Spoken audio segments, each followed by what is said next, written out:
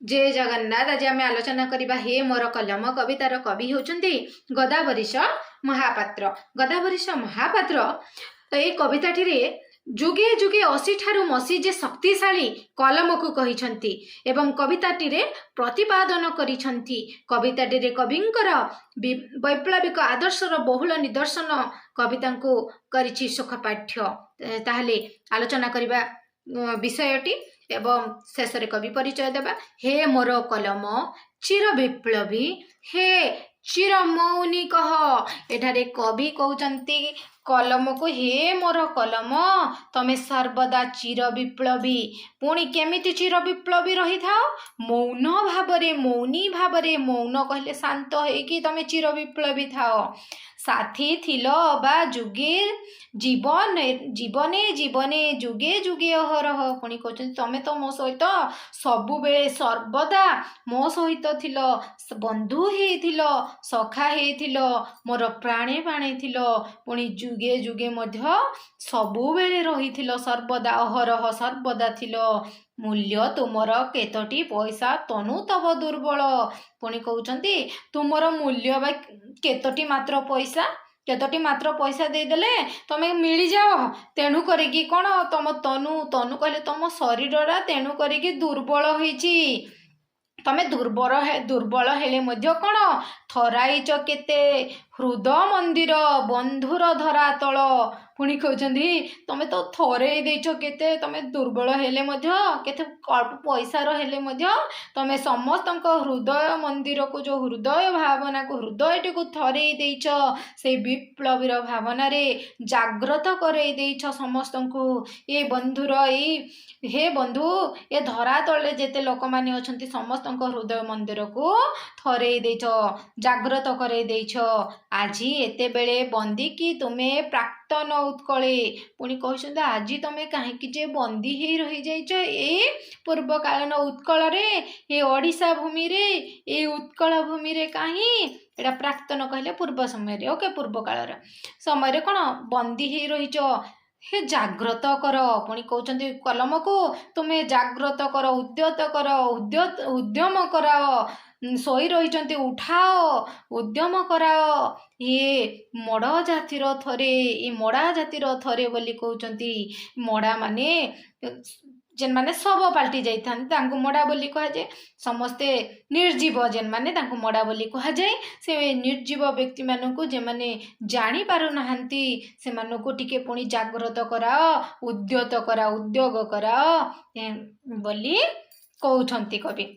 ए उत्कल भूमिर समस्त लोक मानक अति आपणार बंधु हे मम अति विश्वासी सखा। पुणी कहउचंती हे मोर कलम मम माने मोर तमे मोर अति आपणार बंधु तुमे मोर अति आपणार सखा पुणी अति विश्वासी मध्य। हाँ तुमर तीक्षण मनरे फुटिची केते मोर नाम लेखा। पुणी तुमर जो तीक्ष्ण मुनि अच्छी से मुनि रे फुटी रही मोर केते केते नाम लेखा। कौन कौन से लिखि देइछन्ति तांकर मनर भावना को मन लेखा गुडी को से जो मनर लेखा गुडी को लिखि देइछन्ति तांकर से कलमर तीक्ष्ण मुनरे कवि एठारे कहउछन्ति। कौन कौन से लिखि देइछन्ति उठ कंकाळ कंटा फूल बंका सीधा पाहाच तरलर घास एबे मध्य बंचिछि कंटा ओ फूल निया खुंटा एभली केतेक तांकर मन लेखा लिखि देइछन्ति।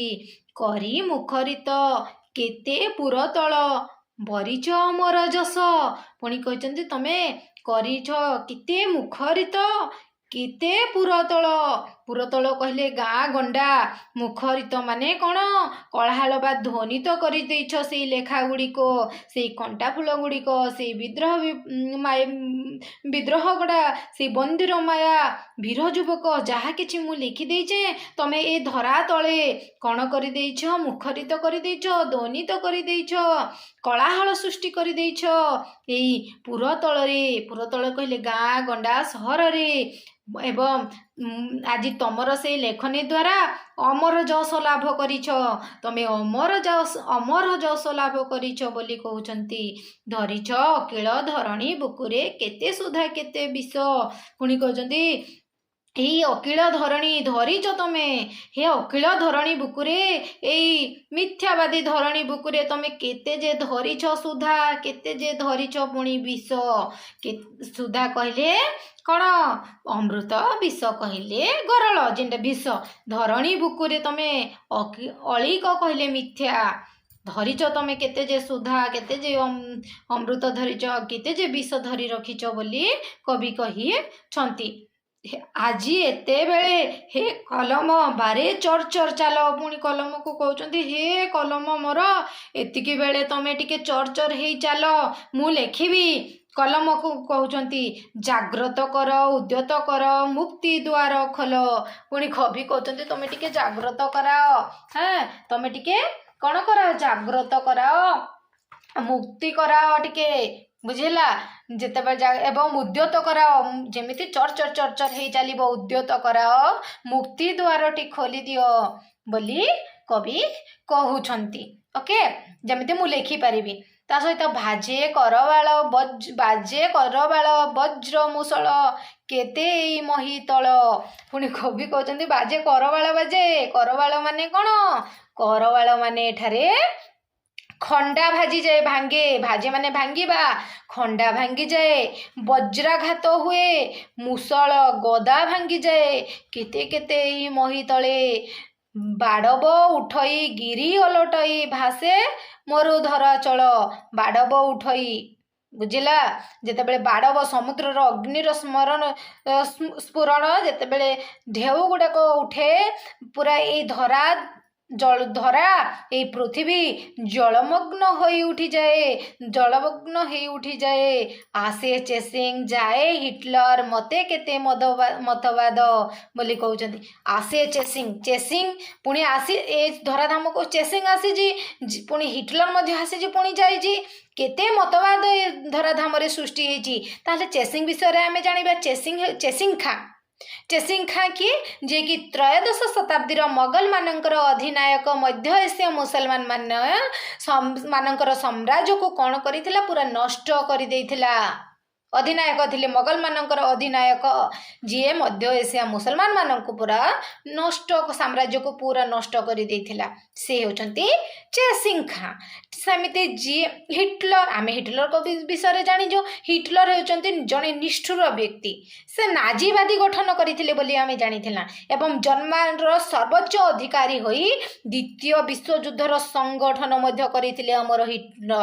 ନାଇଁ, ଏ ଧରାଧାମରେ କେତେ ମତବାଦ ସୃଷ୍ଟି ହେଇଛି, କିନ୍ତୁ ସେଇ ମତବାଦ ଗୁଡ଼ିକ 2 ଦିନର ଏ ଧରଣୀ ଦୁଆରେ ସଭ୍ୟତା ବୁଦବୁଦ, ତାଙ୍କର ଏ 2 ଦିନ ପାଇଁ ଏ ଧରଣୀ ଦୁଆର ତାଙ୍କର ସଭ୍ୟତା ବୁଦବୁଦ ହୋଇ ରହିଛି। କିଛି ଦିନ ପାଇଁ, କିଛି କ୍ଷଣ ପାଇଁ ରହିଯାଇଛି। ସବୁରି ଉପରେ ତୁମେ ଅଛ ଥରେ। ପୁଣି କହୁଛନ୍ତି ସେମାନେ କିଛି ଦିନ ପାଇଁ ରହିଛନ୍ତି ଧରାଧାମରେ, କିନ୍ତୁ ତମେ ଅଛ ହେ ମୋର କଲମ, ଦେବାକୁ ଅମର ଗାର। ତାଙ୍କର ସେଇ ଅମର ଗାର ଗୁଡ଼ିକୁ ତମେ ଅଛ, ତାଙ୍କୁ ଅମର କରେଇଛ। କଲମକୁ କହୁଛନ୍ତି ଆଜି ଏତେବେଳେ ଜଡ଼ କି କଲମ, ମୁଣ୍ଡା କି ହେଲା ଧରା। ପୁଣି କହୁଛ ଆଜି ଏତେବେଳେ ତମେ ଜଡ଼ ହେଇଯାଇଛ, କାହିଁକି ମୁଣ୍ଡା ହେଇଯାଇଛ, ମୁଣ୍ଡା କି ହେଇଗଲା ଏ ଧରା ବୋଲି କବି କହୁଛନ୍ତି। ହେ ମୋର କଲମ, ଜଡ଼ ମାନେ ନିର୍ଜୀବ ହେଇଯାଇଛ।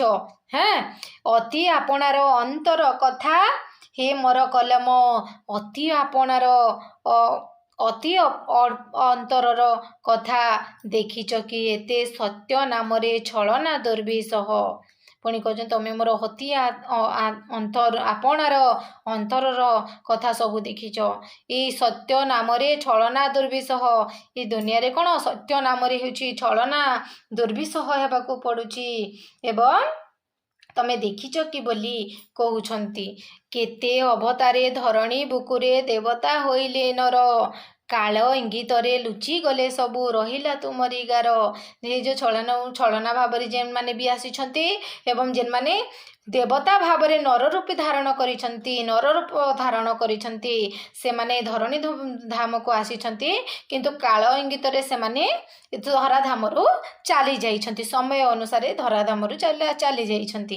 କିନ୍ତୁ ତୁମରି ତାଙ୍କର ଯେଉଁ ଲେଖା ଗୁଡ଼ିକ, ତାଙ୍କର ଦୋହା, ଆମ ଜୈନ ଧର୍ମର ହଉ, ଯିଏ ବି ହଉ, ଯାହା କିଛି ଅଛି ସବୁ କ'ଣ ତାଙ୍କ ଲେଖା ଗୁଡ଼ିକ ରହିଯାଇଛି ଯେମିତିକି ତୁମେ ଗୌତମ ଶଙ୍କର ଯୀଶୁ ବଚନ ରଖିଛ ଧରି ତୁମେ ଗୌତମଙ୍କର ବଚନ ମଧ୍ୟ ରଖିଛ ଶଙ୍କରଙ୍କର କଥା ଗୁଡ଼ିକ ମଧ୍ୟ ଆପଣେଇ ଧରିଛ ଏବଂ ଯୀଶୁଙ୍କ ବଚନ ମଧ୍ୟ ଆପଣେଇ ଧରିଛ ଧରାଧାମରେ ଅମର କରେଇଛ ଜାଗ୍ରତ କର ଉଦ୍ୟତ କର ଆଉ ଥରେ ସେହିପରି ପୁଣି କହୁଛନ୍ତି ତମେ ପୁଣି ଆଉ ଥରେ ତାଙ୍କ ପରି ତାଙ୍କ କଥା ଗୁଡ଼ିକ ଯେମିତି ମହତ୍ କରେଇଛ ସେମିତି ଆଉ ଥରେ ପୁଣି ସେଗୁଡ଼ିକ ଜାଗ୍ରତ କରାଅ ଉଦ୍ୟତ କରାଅ ପୁଣି ଆଉ ଥରେ ବୋଲି କହୁଛନ୍ତି ତୁମେ ତ ଚାଲିନ ଛଳନା ବାଟରେ କେବେ ତୁମେ ତ ଚାଲିନ ଛଳନାରେ କେବେ ଥକିନ ମୁଣ୍ଡାମିରେ ପୁଣି କହୁଛ ତୁମେ ତ କେବେ ଚାଲିନ ଛଳନା ବାଟକୁ କେବେ ଆପଣେଇନ ପୁଣି କେବେ ମଧ୍ୟ ଠକିନାହ କେବେ ମଧ୍ୟ ଗୁଣ୍ଡାମି କରିନାହ ବୁଝିଲା କେବେ ମଧ୍ୟ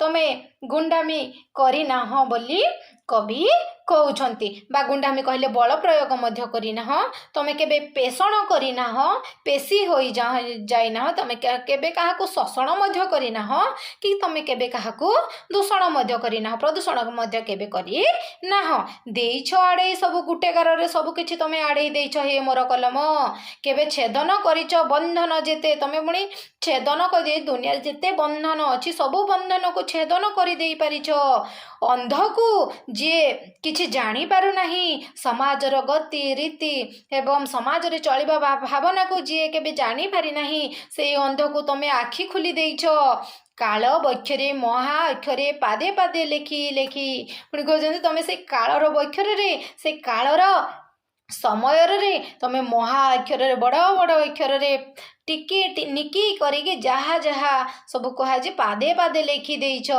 ବିପ୍ଳବ ତବ ସତ୍ୟ ଶାନ୍ତି ଶିବ ସୁନ୍ଦରର ସେ ପୁଣି କହୁଛନ୍ତି ବିପ୍ଳବ ତମ ଯେଉଁ ବିପ୍ଳବ ତମ ସର୍ବଦା ସତ୍ୟ ପ୍ରତି ଯାଇଥାଏ ଶାନ୍ତି ପ୍ରତି ଯାଇଥାଏ ଯେମିତି ସତ୍ୟ ଶିବ ସୁନ୍ଦରମ ବୋଲି କୁହାଯାଇଥାଏ ଶିବ ସୁନ୍ଦର ହେଉଛନ୍ତି ସତ୍ୟର ପ୍ରତୀକ ଶାନ୍ତିର ପ୍ରତୀକ ଯୁଗ ଯୁଗାନ୍ତର ଅନ୍ଧାର ଭେଦି ତୁମରି ପ୍ରଦୀପ ହସେ ପୁଣି କହୁଛନ୍ତି ତୁମେ ଯୁଗ ଯୁଗାନ୍ତର ଅନ୍ଧାରକୁ ଭେଦି ଦିଅ ଅନ୍ଧାରକୁ ଦୂର କରିଦିଅ ସର୍ବଦା ପ୍ରଦୀପ ଜ୍ୱଳନ୍ତ ଦୀପ ସୃଷ୍ଟି କରାଅ ବୋଲି କବି ଏଠାରେ କହି ଦେଇଛନ୍ତି ଓକେ ମୋତେ ମୋର ଆଶା ଦେଖ କବି ପରିଚୟ ଏବେ ଆଲୋଚନା କରିବା ଆଗରୁ କରିନଥିଲା କବି ପରିଚୟ ଗଦାବରୀଶ ମହାପାତ୍ର 1898ରୁ 1965 ମସିହାରେ ଛାତ୍ର ଜୀବନରୁ ସେ ଜାତୀୟତାବାଦୀ ମାନବବାଦୀ କବି ଥିଲେ ଓକେ ଏଥିରେ ଜାତୀୟତା ଭାବନା ସୃଷ୍ଟି କରିଛନ୍ତି ମାନବବାଦୀ ସୃଷ୍ଟି କରିଛନ୍ତି ଏହି କବିତା ମାଧ୍ୟମରେ ବାଣପୁର ଅନ୍ତର୍ଗତ କୁମାରଙ୍କ ଶାସନରେ ତାଙ୍କର ଜନ୍ମ ଥିଲା ସତ୍ୟବାଦୀ ବିଦ୍ୟାଳୟ ଠାରେ ସେ ଅଧ୍ୟୟନ କରିଥିଲେ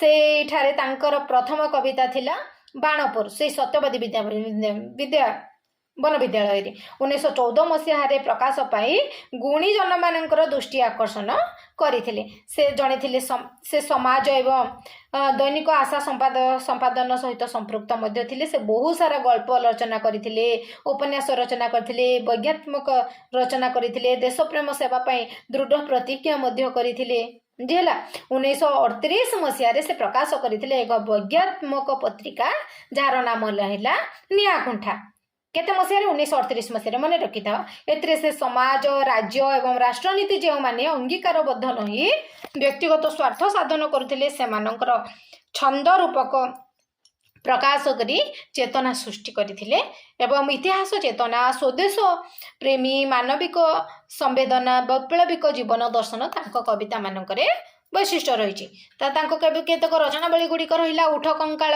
କଣ୍ଟା ଫୁଲ ବଙ୍କା ସିଧା ପାହାଚ ତଳର ଘାସ ହାଣ୍ଡିଶାଳର ବିପ୍ଳବ ଆଦି କେତେକ ପୁସ୍ତକ ଏବେ ମଧ୍ୟ ବଞ୍ଚିଛି ନୀଳ ମାଷ୍ଟ୍ରାଣୀ ଶ୍ରୁତି ସଞ୍ଜୟନ ମୁଁ ଦିନେ ମନ୍ତ୍ରୀ ଥିଲି ଆଦି ତାଙ୍କର ଗଳ୍ପ ସଂକଳନ ସଂସ୍କୃତ କବିତାରେ ହେ ମୋର ପୁସ୍ତକ କଲମରୁ ଆସିଛି ବୁଝିଲା ଏଥିରେ ମୁଁ ତ ଅଲରେଡି କହିଦେଇଥିଲି କ'ଣ ପାଇଁ ହେଇଥିଲା କ'ଣ ହେଇଥିଲା ମୋର ଆଶା ଏ ଭିଡ଼ିଓଟି ତୁମମାନଙ୍କ ବହୁତ ଉପଯୋଗରେ ଆସିବ ମୋ ସହିତ ଏମିତି ଜଡ଼ିତ ହୁଅ ଏବଂ ନୂଆ ନୂଆ ଆଉ ମଧ୍ୟ ଇତିହାସ ଭୂଗୋଳ ସବୁ କିଛି ଡିସ୍କସନ୍ କରିବା ମୋ ଚ୍ୟାନେଲକୁ ସବସ୍କ୍ରାଇବ୍ ଟିକେ କରିଦିଅ ସାଙ୍ଗମାନଙ୍କ ପାଖକୁ ବହୁତ ମାତ୍ରାରେ ସେୟାର କର କମେଣ୍ଟ ମାଧ୍ୟମରେ ମୋତେ ଜଣାଅ ଭିଡ଼ିଓଟି କେମିତି ଅଛି ଜୟ ଜଗନ୍ନାଥ।